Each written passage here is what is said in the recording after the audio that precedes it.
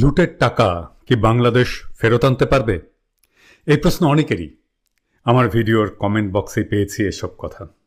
আবার অনেকে জিজ্ঞাসা করেছে, সুইস ব্যাংক থেকে না হয় টাকা ফেরত আনা গেল, কানাডার বেগমপাড়া, সিঙ্গাপুর, মালয়েশিয়ায় পাচার হওয়া টাকা কিভাবে ফেরত আসবে? আবার বাকশালীরা বিপুল কনফিডেন্স নিয়ে বলছে কিছুই করতে পারবে না। এরা এত সুইট, ভাবতে এমন যে টাকাটা তার, আর ওই টাকায় তারও ভাগ আছে। শুধু সুইজারল্যান্ডে পাচার করা টাকাই না, উন্নত বিশ্বে পাচার করা সব টাকা ফেরত আনা যাবে। কিভাবে যাবে? আজকের আলাপ সেটা নেই। টাকাও বাইরে নিতে পারবেন না যদি বাংলাদেশ ব্যাংক পারমিশন না দেয়। তাই এইটা যে ডার্টি মানি সেটা প্রমাণ করে পিস অফ কেক। বুঝছেন কাজটা কিভাবে শুরু হবে? কাজটা শুরু হবে সুইজারল্যান্ড দিয়ে, আমাগো বাড়ির কাছে না। যে সমস্ত বাংলাদেশি নাগরিক পশ্চিমে পলিটিক্যাল রিফিউজি স্ট্যাটাস এবং সাবসিডিয়ারি প্রোটেকশন পাইছে, তাদের একটা ভার আছে না? তাদের কথা শোনে তো। তারা সবাই ইউরোপীয় ইউনিয়ন এবং সুইস সরকারকে চিঠি লিখবে এই বলে বাংলাদেশের নাগরিকদের অ্যাকাউন্টগুলোর বেশিরভাগ অ্যাকাউন্টে ডার্টি মানি দিয়ে ভর্তি, এবং সরকারের সাথে জড়িতরাই যেহেতু এই পাচারের সাথে যুক্ত, তাই এই সরকার, হাসিনা সরকার যতদিন ক্ষমতায় আছে ততদিন তারা এই ডার্টি মানি নিয়ে ইনভেস্টিগেট করবে না, আপনাদের সাথে কোনো ধরনের কোঅপারেশনও করবে না। ইউরোপের নৈতিক দায় আছে এইটা নিয়ে ইনভেস্টিগেট করার নিজে নিজে। তারা যেন নিজেরাই এই তদন্ত শুরু করে। বিশ্বব্যাংক আর IMF এর কাছে যাচ্ছেন না লোনের জন্যে? বিশ্বব্যাংক আর IMF কে বলবো আমরা, তোমরা যে লোন দিচ্ছ এটা তো খাইয়া ফেলবে তারা। এই যে তারা $50 বিলিয়ন পাচার করছে, এটা তো জনগণের টাকা, এটা সুদ দেয় সাধারণ জনগণ, আর চুরি করছে হাসিনার লোকেরা। তোমরা $6-7 বিলিয়ন দেবে, ওইটা মায়ের ভোগে চলে যাবে। তোমরা কেন আমার দরিদ্র দেশের জনগণের উপরে আরো ঋণের বোঝা চাপাইবা? বাংলাদেশ তো চাইলেই পাচার করা অর্থ ফিরায় আনতে পারে, লোন চায় কেন? তারা পাচার করা অর্থ ফিরায় আনার দৃশ্যমান উদ্যোগ নিক, তারপরে তোমরা ঋণ দেওয়ার বিবেচনা করো।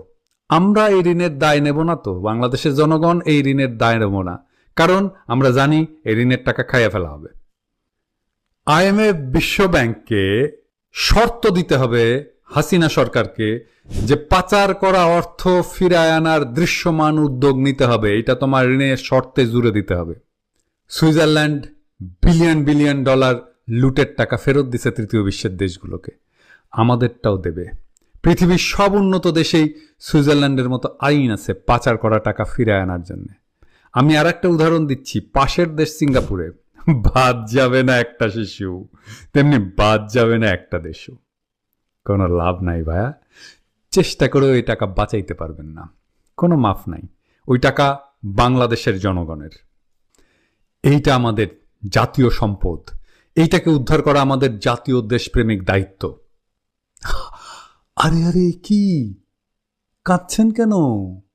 আরে দূর, কাঁদে নাকি? চিরদিন কি সবার সমান যায়? টাকা ভোগ করতে পারবেন না শুধু তাই না, যার টাকা তার কাছে তো ফেরত যাবেই। বাংলাদেশ তো আপনার উপনিবেশ না, তাই না, যে লুট করবেন? বাংলাদেশের 18 কোটি মানুষের রক্ত পানি করা অর্জিত টাকা আপনি হাসতে হাসতে ডাকাতি করে নিয়ে চলে যাবেন, আর আমরা বসে বসে দেখব? এইটার শাস্তি তো শুধু টাকা ফেরত দেওয়া না, বাংলাদেশের জনগণের সম্পদ চুরি করার জন্য বাকি জীবন জেলখানায় কাটাবেন, চকরা বকরা ড্রেস পরে। ভালো না?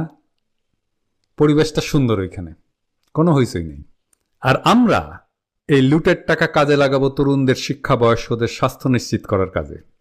শিক্ষা আর স্বাস্থ্য, এই দুই চাকায় ভর করে আমরা আমাদের জাতীয় অর্থনীতিকে নক্ষত্রের পথে উড়ায় নিয়ে যাব ইনশাল্লাহ। সেই নতুন করে গড়ে তোলা দেশের তরুণ পাবে শিক্ষা, যৌবন পাবে কাজ, বয়স্করা পাবে নির্ভরতা, মুরব্বীরা হবেন সম্মানীয়, নারীরা হবেন প্রেরণাদাত্রী আর সহযাত্রী। জীবন থেকে শঙ্কা, ভয়, কুটচিন্তা, অনিশ্চয়তা দূর হয়ে সকল নাগরিকের জীবন হয়ে উঠবে এক দারুণ অ্যাডভেঞ্চার।